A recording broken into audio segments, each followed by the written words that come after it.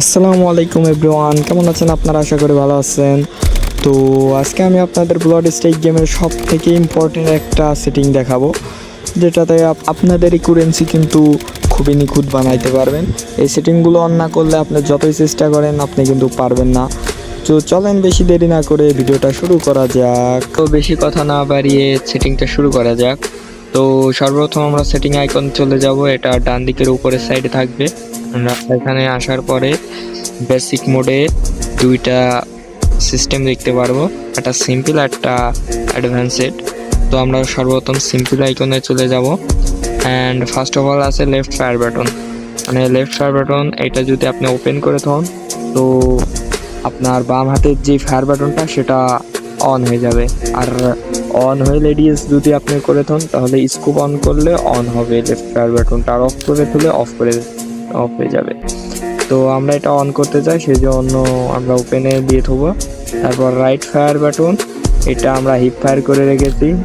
আপনি যদি fire on ads করে থাকেন তাহলে এইটা মানে আপনি যদি ফায়ার করেন তাহলে অটো জুম হয়ে যাবে, আর যদি হিপ ফায়ার করে থাকেন তাহলে জুম হবে না, শুধু ফায়ার হবে। অ্যান্ড এডিএস মোড এটা হলো স্কোপ, এটা আমার ট্যাব দেওয়া রয়েছে, যদি হোল্ড করেন তাহলে মানে মানে একটু চেপে ধরার পরে স্কোপটা অন হবে, আর ট্যাব দিয়ে তুলে শুধু চাপ দিলেই হবে। আর মিক্স সেট করে তুলে হচ্ছে গিয়ে মানে যেই গানের যেরকম কাজ সেই রকম কাজ করবে, সেজন্য আমরা ট্যাপেই দিয়ে থবো। তারপর অটো ফায়ার, এটা আমার অফ দেওয়া আছে, এটা যদি আপনারা অন করে দেন তাহলে যদি এমটা আপনারা এনিমির গায়ে নেন তাহলে অটোমেটিক ফায়ার করতে থাকবে। তো আমার এটা অফ করা আছে, আপনারা চাইলে অন করে দেখতে পারেন। আমি এখন বর্তমানে এটা অন করে দিলাম। তারপরে বোতাম ট্রান্সপারেন্টি, এটা আসলে আমার অফ করা আছে, এটা সেটিং আমি ভালোভাবে জানি না।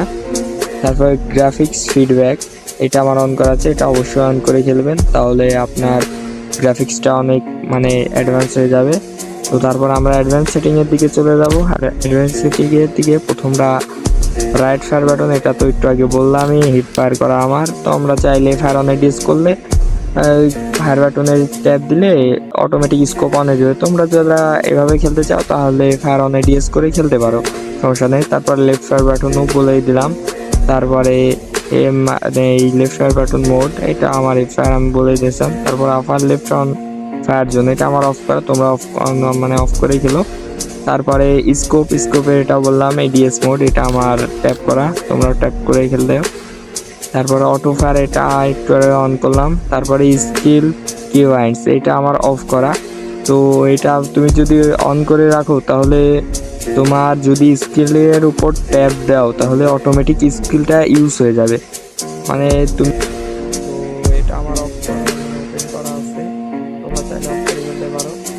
মানে এটা যখন তুমি লুট করবা তখন যে থাকে সেটা ওপেন হয়ে যাবে, অর্থাৎ তুমি তার কাছে গেলে আর অফ করে ফেলে তোমাদেরকে ওপেন করে নেওয়া লাগবে। তো এটা ওপেন করে হয় তোমাদের জন্য বেটার হবে, তাহলে এটা ওপেন করে দিও। তারপরে বাটন ট্রান্সমিটি, এটা আমার অফ করে তোমরা অফ করে দিও। তারপরে এনার্জি টিমমেট রিভাইভ, এটা অন করা, তোমরা এটা অন করে দিও। তো তারপরে এই মেসেজটা এটা রিজেনার করা, তো তোমরা রিজেনার করে নেবে। তারপরে ডিএস স্টোরেজ ডাক ক্যামেরা, এটাও কিন্তু অন করে দেবে তোমরা।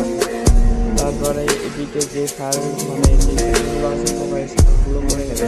তারপরে গেম প্লে সেটিংয়ে চলে আসার পরে তারপর জয়স্টিক অটো রান, এটা আমার অন করা আছে। তো এটা সুবিধা হবে, জয়স্টিক টান দিলে অটোমেটিক রান করবে, এটা তোমরা অফ করে করতে পারো, রান বাটন দিয়ে রান করতে পারো। তারপর অটো স্প্রিন্ট, এটা আমার অফ করা আছে, এটা আমি অন করি নাই, তোমরা তো বুঝে গেছো অফ করে দিচ্ছি।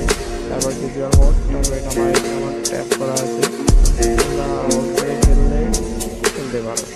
তারপরে সেটিং করা আছে, তোমরা তো দেখতে পাচ্ছ, এই সেটিংগুলো তোমরা করে নেবে।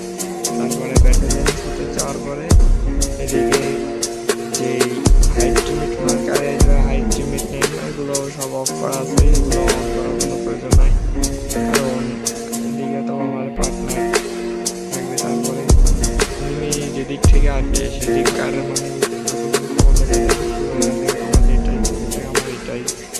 বেটার মনে হয়েছে। তারপরে আইটেমে যাওয়ার পরে এই জায়গা তেমন কোনো কাজ নাই, এটা রাখলেই হয়। এয়ারড্রপের এই সিস্টেমটা তোমরা কিন্তু করতে পারো তোমাদের মন মতো, মানে একটা বাদ দিয়ে তোমরা এভাবে সেট আপ করতে পারো। আমি এখানে কোনো সেট আপ করবো না, তার কারণে কন্ট্রোল সেটিংয়ে চলে যাবো। কন্ট্রোল সেটিংয়ে যাওয়ার পরে তোমাদের অনুযায়ী তোমরা কাস্টম করে নেবে। কাস্টম করে নেওয়ার পরে এখানে তোমরা সব কিছু পেয়ে যাবে তোমাদের খেলার জন্য।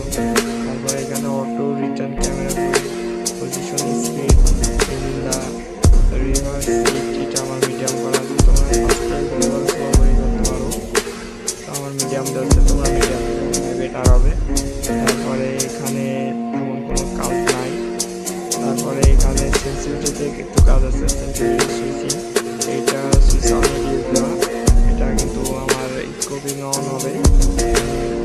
সেখানে কিন্তু মানে সেটিংগুলো করা আছে আমার মোটামুটি, আমি অন্য ইউটিউবারদের থেকে মানে একটা করে নিয়েছি যেটা মোটামুটি ভালো কাজ করে। তারপর গ্রাফিক্স অ্যান্ড অডিও, এখান থেকে তোমরা তোমার মনের তারপরে কোয়ালিটি এখানে বাড়ায় নিতে পারবে।